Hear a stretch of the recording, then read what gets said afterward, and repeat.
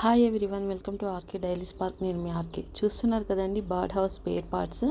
ఇవి bird house spare parts అండి. First one వచ్చేసి పైన రూఫ్ అండి, సెకండ్ వన్ వచ్చి front and back panels, third one వచ్చి సైడ్ వాల్స్ అండి, సైడ్ ప్యానల్స్ అవి. ఇది కింద బేస్.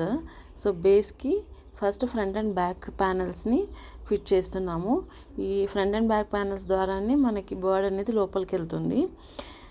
ఒకటే హోల్ ఉంది దీనికి. సో అదే హోల్ నుంచి ఎంటర్ అవుతుంది, అదే హోల్ నుంచి ఎగ్జిట్ అవుతుంది అనమాట. సో దీన్ని ఫిట్ చేసిన తర్వాత నెక్స్ట్ సైడ్ వాల్స్ ఫిట్ చేసుకోవాలి.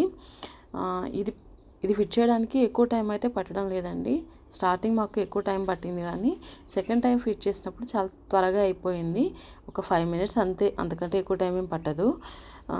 మనం గుర్తుపెట్టుకోవాల్సిన విషయం ఏంటంటే, ఇక్కడ మనకి ఫిట్ చేసిన తర్వాత లాక్ చేయాలన్నమాట దాన్ని. అంటే ఇట్లా మనం దాన్ని ప్రెస్ చేసినప్పుడు టక్కని శబ్దం వస్తుంది.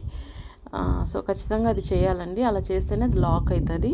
సో సైడ్ వాల్స్ కూడా ఫిట్ చేసేసారు. సైడ్ ప్యానల్స్ కంప్లీట్ అయిన తర్వాత పైన రూఫ్ పెట్టేస్తే ఇంకా మన బర్డ్ హౌస్ కంప్లీట్ అయిపోయినట్టే.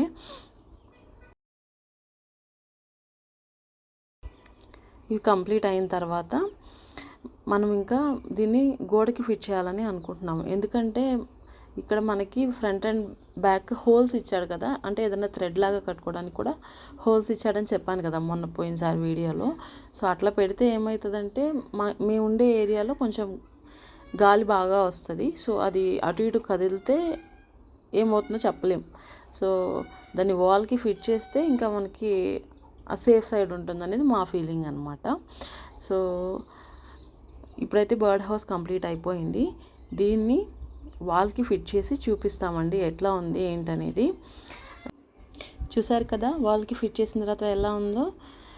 ఆ వాల్కి దానికి భలే మ్యాచ్ అయింది కదా. అంటే వాల్కి లైన్స్ ఇచ్చాడు కదా, బ్లాక్ కలర్ లైన్స్, దానికి చాలా మ్యాచ్ అయిందండి. చూడడానికి చాలా బాగుంది. వీడియో నచ్చితే లైక్ చేసి, షేర్ చేసి, సబ్స్క్రైబ్ చేయండి.